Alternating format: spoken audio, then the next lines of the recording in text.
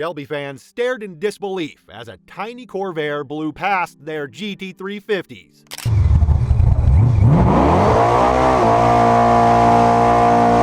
This is the explosive truth behind the 1966 Yenko Stinger, Chevy's Shelby killer, the flat six underdog that rewrote the rules of American racing.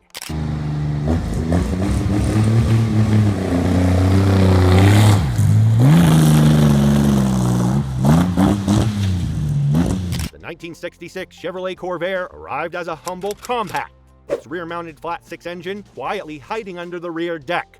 Lightweight and nimble, it was largely overlooked by performance fans, dismissed as an economy car with little track potential. Don Yenko, however, saw opportunity where others saw compromise. He recognized the Corvair's balance, low center of gravity, and independent suspension as a platform that could challenge the Shelby GT350's dominating SCCA circuits. Yenko didn't just want a car that competed, he wanted a car that humiliated expectations. In his Pennsylvania workshop, the stock Corsa became a testing ground for suspension tweaks, engine upgrades, and chassis reinforcement.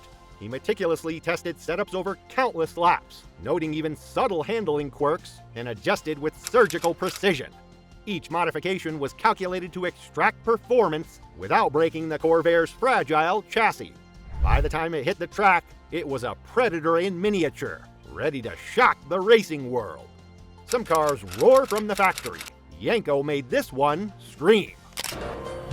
Recently, I had the opportunity to sign many autographs for the Yenko Sports Car Club and for my dad, who made automotive history with his cars. Don Yenko wasn't just a dealer, he was a racer first, engineer second, willing to bend the rules to win. He made a name modifying Corvettes and Camaros, extracting performance that turned ordinary Chevys into track weapons. His philosophy, if the factory wouldn't do it, he would, intelligently and relentlessly. When the Corvair rolled into his shop, Yenko saw more than a compact car. He saw a lightweight chassis with near-perfect balance, a rear-engine layout primed for cornering mastery. Its potential to outperform heavier and more powerful cars in SCCA racing lit a fire in him. He meticulously documented each modification, tested every component under track conditions, and refined setups lap after lap for consistent competitive advantage. Every adjustment, from suspension tweaks to engine prep, reflected his vision of a high-revving, precision-focused racer. The Corvair wasn't just a car, it was Yenko's blank canvas, ready to be transformed into a Shelby stopping weapon. He did more than modify the Corvair, he transformed it. The first step in the transformation was surgical. The Corvair's interior was stripped of rear seats and unnecessary weight. Suspension was reinforced, springs and shocks upgraded, and chassis points strengthened to withstand the punishing demands of road racing. Every modification had a dual purpose: meet SCCA regulations while improving handling, durability, and driver confidence. Yenko's team also addressed weight distribution, ensuring the rear engine layout didn't compromise cornering balance. Brake systems were upgraded with larger master cylinders and improved components to handle repeated high-speed deceleration. The car retained its stock dimensions, but under the skin, it was reimagined for competition. By the time the Stinger rolled out, it was lighter, stiffer, and more precise than any stock Corvair.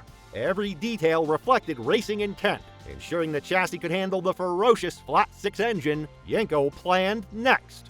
Power had to match the handling.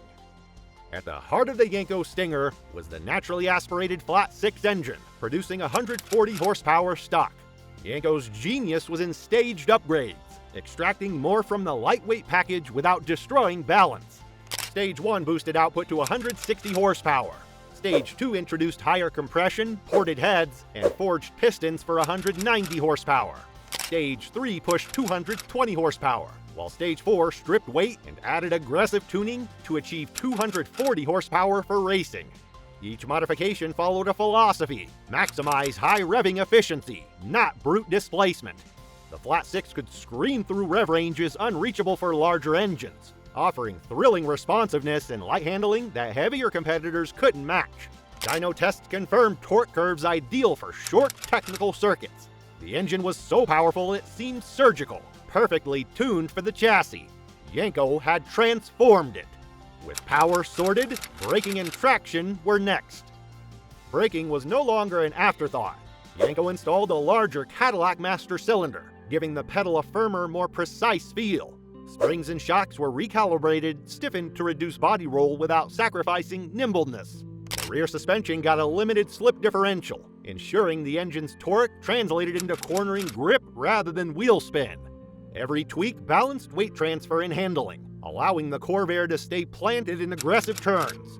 Engineers tested tire wear, brake fade, and suspension response under simulated race conditions, refining the package until it could withstand repeated laps at the edge.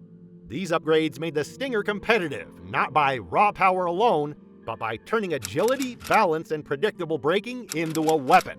Against heavier, more powerful Shelby GT350s, the Stinger could enter corners later, exit faster, and sustain high speeds longer without drive error.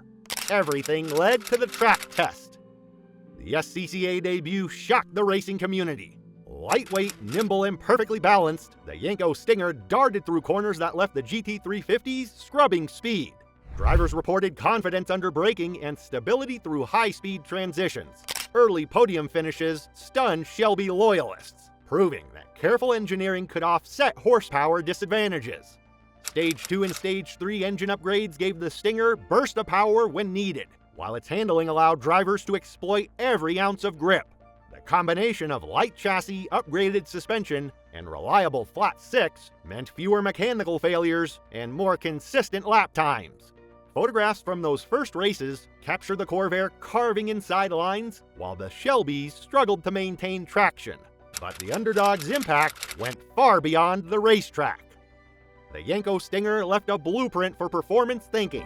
Chevy engineers studied its handling first approach, informing later Camaro and Corvette programs. Tuners across the country adopted the philosophy, power without control is wasted. The Stinger suspension and traction mods inspired grassroots racers to push lightweight, balanced platforms rather than chasing raw displacement alone. Modern track cars and restored Corvairs demonstrate how cornering precision, braking optimization, and drivetrain reliability remain essential.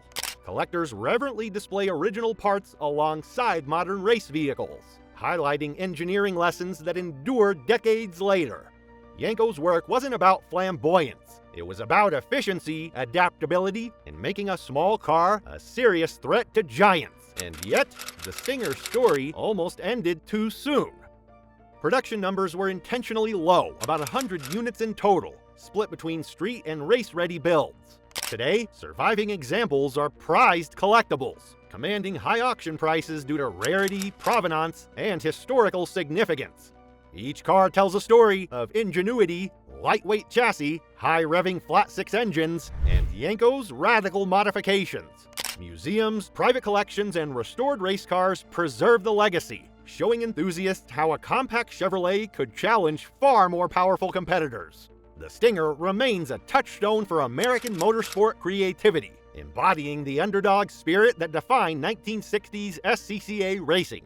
Its lessons in weight management, handling, and high-rev engine design still resonate with tuners and racers today.